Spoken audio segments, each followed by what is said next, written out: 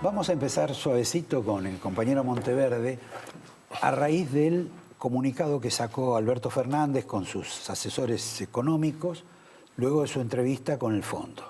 Él, en ese comunicado, la impresión que uno tiene es, les dice que se haga el default ahora, que claro, emitan ahora cuando menciona el artículo cuarto y no que me toque a del mí. fondo, le está diciendo implícitamente al fondo que si está violando el artículo cuarto al prestar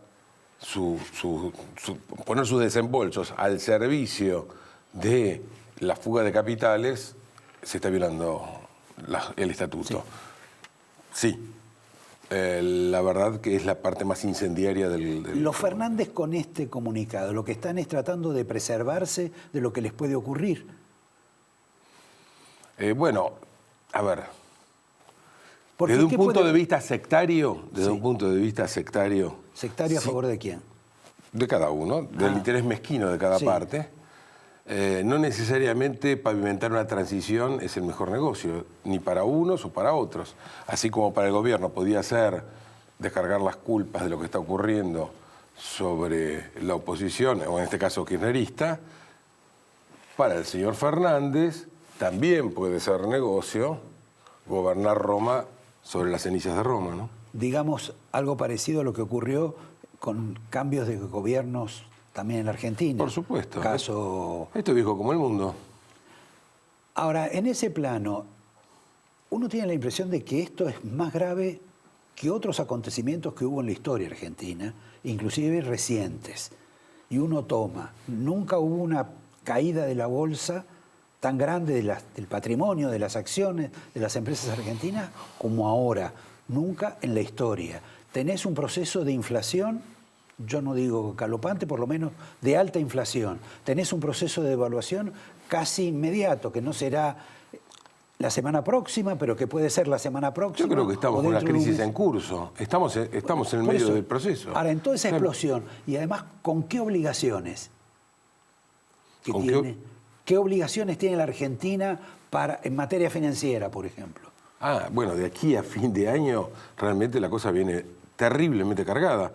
Vencen en el orden de casi 10.000 millones de dólares de letes, vencen 1.400 millones de dólares en letras ajustables por cláusula dólar, vencen 400.000 millones de pesos en letras en moneda local. La verdad que uno no sabe muy bien cómo va a poder hacer el gobierno. Frente a eso, la gente, digamos, si bien hay un drenaje de dólares, no hay corrida. No, hay un drenaje. Por ahora esto es contenido, digamos que corrida todavía no se ve, pero es muy difícil pensar que se pueda sostener la base de depósitos con estos niveles de tensión. Además, con el riesgo país donde está, con caídas tan fuertes de la bolsa, una nueva caída como la que hubo hoy. Realmente son días de una precariedad enorme, una fragilidad. Ahora, frente a esta crisis, ¿cuál es la razón por la cual Alberto Fernández, candidato presidencial, para muchos casi seguro presidente, decide participar en una reunión con una delegación del Fondo Monetario? ¿Qué es? ¿Voluntad de protagonismo? ¿Trata de enviarle un mensaje a quién por su presencia ahí para avalar a sus representantes económicos, que serían el caso de Nielsen? Bueno, la reunión aparentemente fue pedida por el fondo. Por lo menos es lo que dice el comunicado. La hizo con la gente del fondo más predispuesta hacia la Argentina, por cierto, que es la de la misión. Exacto. Porque el board no tiene ese nivel de disposición hacia la Argentina. Yo no descartaría que la parte más importante del mensaje al fondo haya sido precisamente esa crítica tan ácida, tan directa además, sí, sobre el hecho de estar dando fondos para que vayan a parar a la fuga de capitales. Cosa que es real, ¿no? El fondo... fuga de capitales que a la gente que de pronto saca la plata de la Argentina. Efectivamente. Bueno, detrás de eso siempre está la historia de, bueno, a quiénes se estará beneficiando, etcétera, etcétera. Que yo esa visión conspirativa prefiero dejarla a un costado, ¿no? Pero... Ahora, frente a esta situación, uno lo escucha a Nielsen, que tiene una determinada voz y un determinado pensamiento.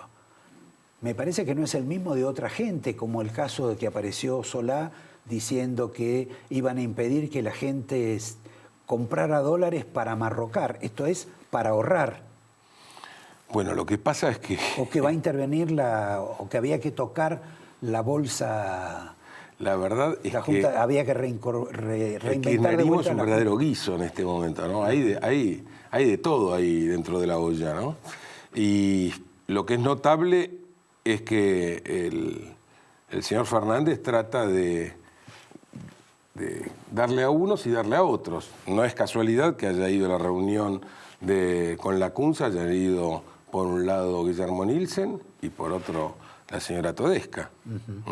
Es decir, digamos, la moderación por un lado y bueno, y el kirchnerismo más duro por el otro, ¿no? ¿Vos imaginás como kirchnerismo muy duro a todo lo que es el Grupo Callao? Bueno, sí, claramente muy distinto a lo que puede ser la versión moderada que encarna Guillermo Nielsen, ¿no? Y en ese plano, ¿cuál es la posición más relevante, la que importa más alrededor de Fernández? La de Todesca, no sé, la hemos elegido a Todesca, pero por ahí es Álvarez Agis el personaje yo creo más radical, digamos. Yo creo que Fernández va a tener que apoyarse en los moderados. Tal vez inicialmente juegue un poco para conceder al enemigo, y estoy hablando del enemigo interno, pero Fernández claramente su principal problema, si es que llega a asumir como presidente, lo tiene hacia adentro, y es cómo manejar, por un lado, a la compañera Cristina, pero sobre todo a todo lo que arrastra ella, que tiene que ver con su hijo y con la cámpora. Ahí empieza una batalla. ¿Pero eso es una batalla de tipo político o económica? No, es una batalla de tipo político, clarísimo. Bueno, entonces, ¿cuál es el problema con la economía? Bueno, pero claramente él va a tener que dar alguna señal de apoyarse en todo caso sobre el otro costado. Evidentemente no creo que vayas al combate contra Máximo Kirchner apoyándote en Todesca, me da la impresión. Para sintetizar un poco este tema del comunicado, ¿esto facilita o entorpece la remesa de 5.400 millones de dólares que el fondo se comprometió con la Argentina? Yo diría que claramente la entorpece.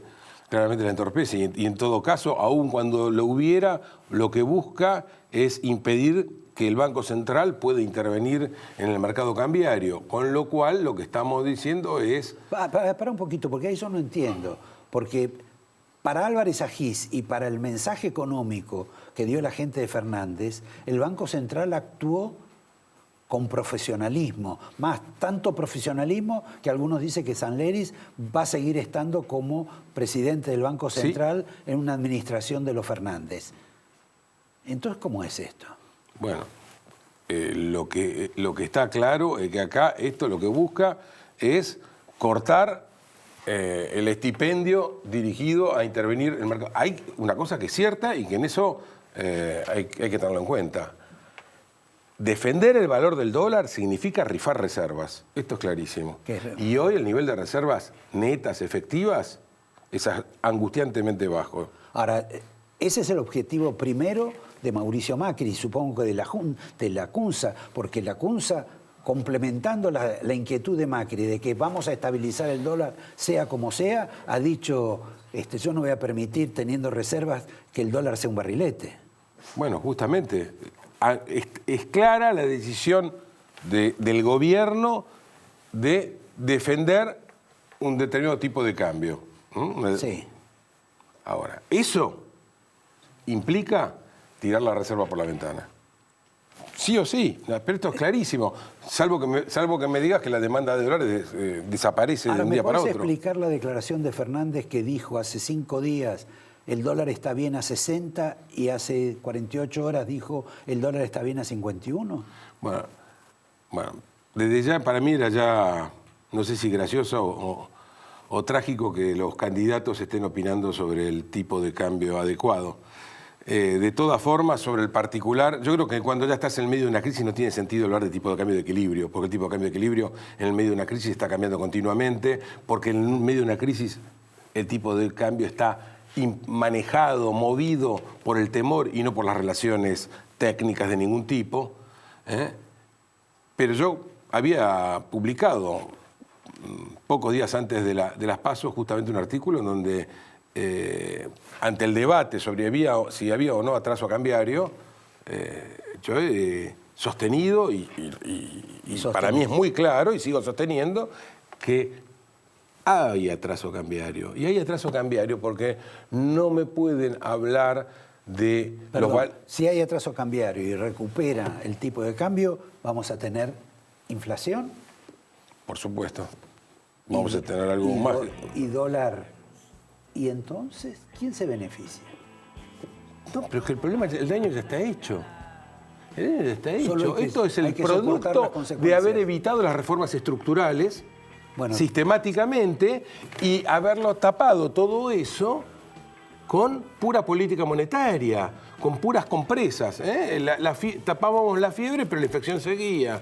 Bueno, ahora llegó la hora de las consecuencias y las consecuencias se están tocando la puerta. Tenés un problema muy serio de deuda fiscal, de deuda cuasi fiscal y de atraso cambiario. ¿Viste que ninguno de los dos candidatos habla del gasto? Por supuesto. Y se sigue, pero eso sí, todo el mundo se desgarra las vestiduras por el desendeudamiento, por el endeudamiento.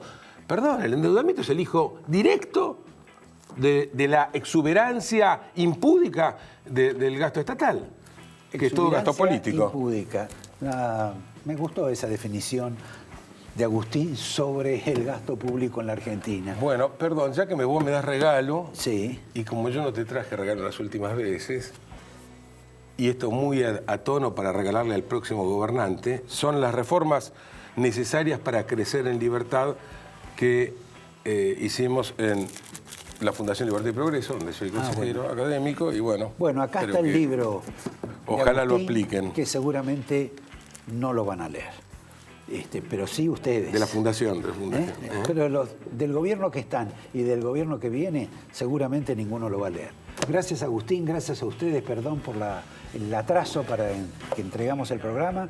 Les dejo unas muy buenas noches. Y le aguanta la mirada.